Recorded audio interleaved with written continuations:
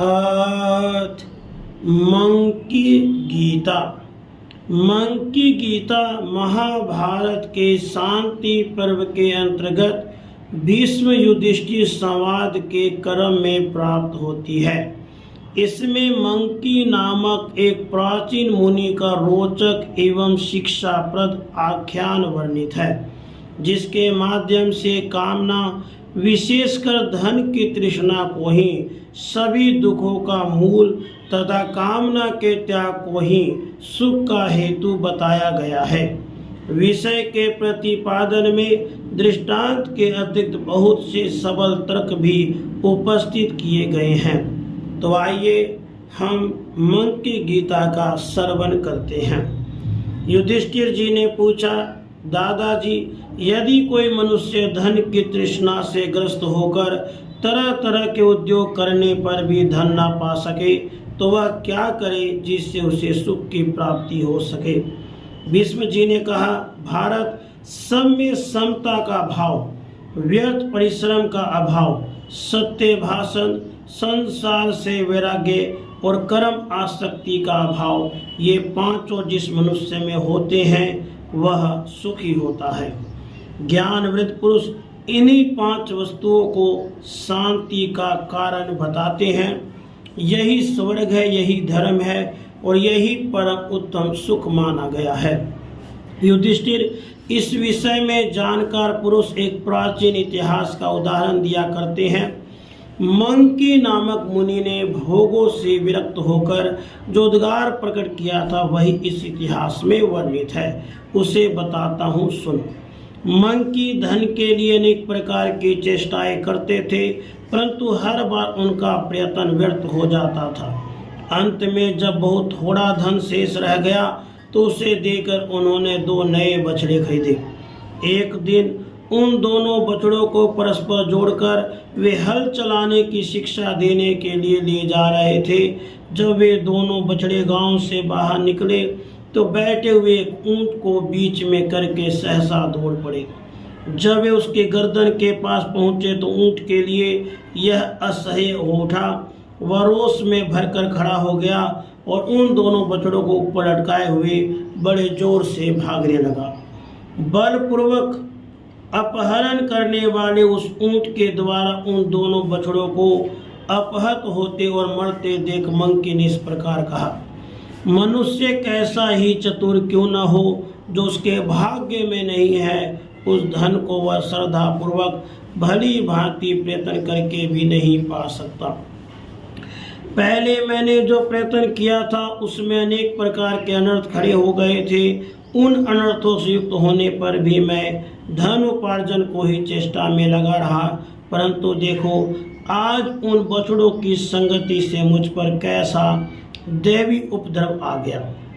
यह ऊंट मेरे बछड़ों को उछाल उछाल कर विषम मार्ग से ही ले जा रहा है। देव संयोग से उन्हें गर्दन पर उठाकर बुरी मार्ग से ही दौड़ रहा है। इस ऊंट के गले में मेरे दोनों प्यारे बछड़े 2 मणियों के समान लटक रहे हैं। यह केवल देव की ही लीला है। हठ पूर्वक किए हुए पुरुषार्थ से क्या होता है। यदि कभी कोई पुरुषार्थ सफल होता दिखाई देता है तो वहाँ भी खोज करने पर देव का ही सहयोग सिद्ध होता है। अतः सुख की इच्छा रखने वाले पुरुष को धन आदि के ओर से वैराग्य का ही आश्रय लेना चाहिए। धन उपार्जन की चेष्टा से निराश होकर जो विरक्त हो जाता है वह सुख की नींद सोता है। सुखदेव मुनि ने जनक के राजमहल से विशाल वन की ओर जाते समय सब ओर से बंधन मुक्त हो क्या ही अच्छा कहा था। जो मनुष्य अपनी समस्त कामनाओं को पा लेता है तथा जो इन सब का केवल त्याग कर देता है, इन दोनों के कार्यों में समस्त कामनाओं को प्राप्त करने की अपेक्षा उनका त्याग ही श्रेष्ठ है। कोई भी पहले कभी धन आदि के लिए होने वाली संपूर्ण प्रवृत्तियों का अंत नहीं पा सका है। शरीर और जीवन के प्रति मूर्ख मनुष्य की ही तृष्णा बढ़ती है। जो कामनाओं के दास, तू सब प्रकार के चेष्टाओं से निवृत्त हो जा और वैराग्य पूर्वक शांति धारण कर। तो धन की चेष्टा करके बारंबार ठगा हुआ है तो भी उसकी ओर से वैराग्य नहीं होता है। ओ धन की कामना वाले मन, यदि तुझे मेरा विनाश नहीं करना है, यदि तू इसी प्रकार मेरे साथ आनंद पूर्वक रहना चाहता है, तो मुझे व्यर्थ लोभ में न फंसा। तूने बार बार द्रव्य का संचय किया, बारंबार नष्ट होता चला गया। धन की इच्छा रखने वाले मूढ़, क्या कभी तू धन की तृष्णा और चेष्टा का त्याग भी करेगा? अहो, यह मेरी कैसी नादानी है जो मैं तेरे हाथ का खिलौना बना हुआ हूँ। यदि ऐसी बात न होती तो क्या कोई समझदार पुरुष कभी दूसरों की दास्ता स्वीकार कर सकता है? पूर्व काल के तथा पीछे के मनुष्य भी कभी कामनाओं का अंत नहीं पा सके, अतः मैं समस्त कर्मों का आयोजन त्याग कर सावधान हो गया हूँ और अब मैं पूर्णतः जग गया हूँ। काम निश्चय ही तेरा हृदय फौलाद का बना हुआ है, इसलिए अत्यंत सुदृढ़ है। यही कारण है कि सैकड़ों अनर्थों से व्याप्त होने पर भी इसके सैकड़ों टुकड़े नहीं हो जाते। काम, मैं तुझे अच्छी तरह जानता हूँ और जो कुछ तुझे प्रिय लगता है उससे ही परिचित हूँ। चिरकाल से तेरा प्रिय करने की चेष्टा करता चला आ रहा हूँ, परंतु कभी मेरे मन में सुख का अनुभव नहीं हुआ। काम, मैं तेरी जड़ को जानता हूँ, निश्चय ही तू संकल्प से उत्पन्न होता है। अब मैं तेरा संकल्प ही नहीं करूँगा जिससे तू समूल नष्ट हो जाएगा। धन की इच्छा अथवा चेष्टा सुखदायिनी नहीं है। यदि धन मिल भी जाए तो उसकी रक्षा आदि के लिए बड़ी भारी चिंता बढ़ जाती है। यदि एक बार मिलकर वह नष्ट हो जाए तब तो मृत्यु के समान ही भयंकर कष्ट होता है। और उद्योग करने पर भी धन मिलेगा या नहीं, यह निश्चय नहीं हो पाता है। शरीर को निछावर कर देने पर भी मनुष्य जब धन नहीं पाता है तो उसके लिए इससे बढ़कर महान दुख और क्या हो सकता है। यदि धन की उपलब्धि हो भी जाए तो उतने से ही वह संतुष्ट नहीं होता है, अपितु तो धन की लालसा करने लग जाता है।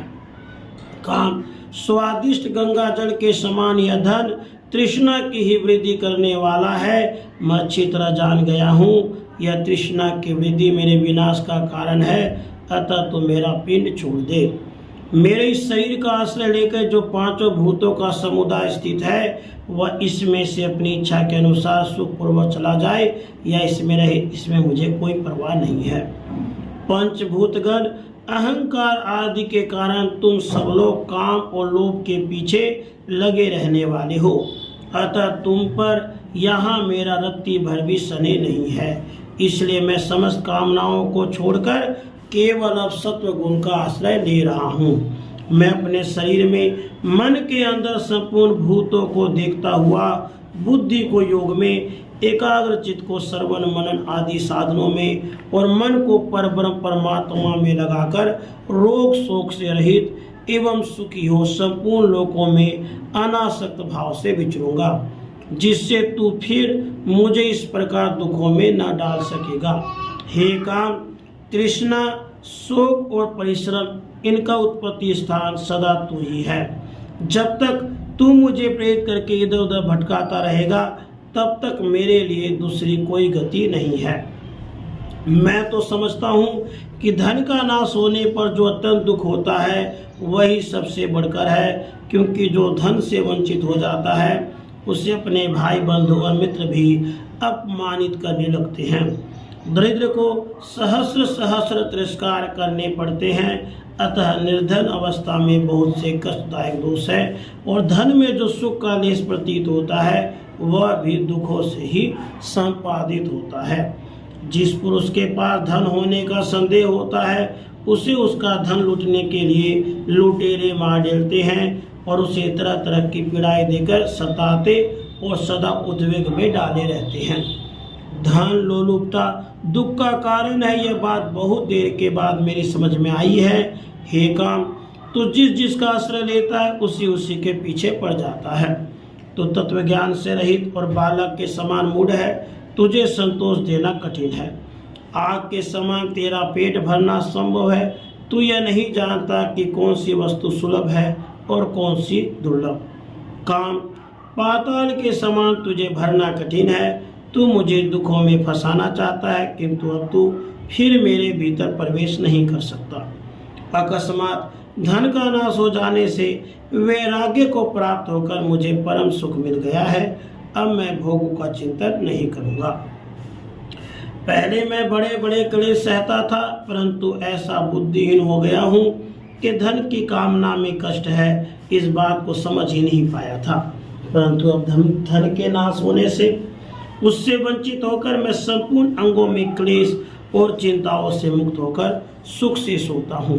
काम, मैं अपनी संपूर्ण मनोवृत्तियों को दूर हटाकर तेरा परित्याग कर रहा हूँ। अब तू फिर मेरे साथ ना तो रह सकेगा और ना मौज ही कर सकेगा। अब जो लोग मुझ पर आक्षेप या तेरा तिरस्कार करेंगे, उनके उस बर्ताव को मैं चुपचाप सह लूँगा।